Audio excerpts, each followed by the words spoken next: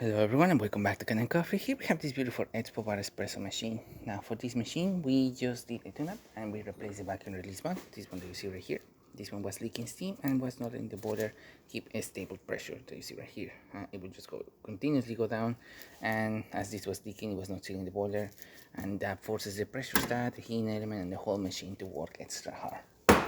So we replaced that, and we also checked for any leaks or any additional leaks in the boiler. There were none.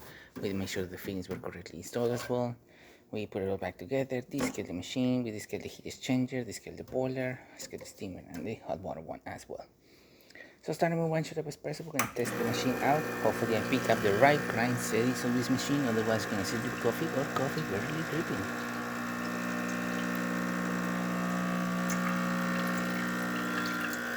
There you go.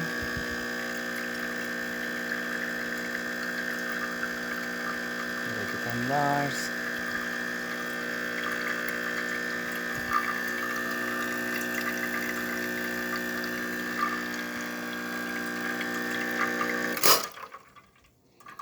Nice backflush and a good shot of espresso. Pretty good crema. Steam for this machine, nice and strong. You can see the steamer one as well.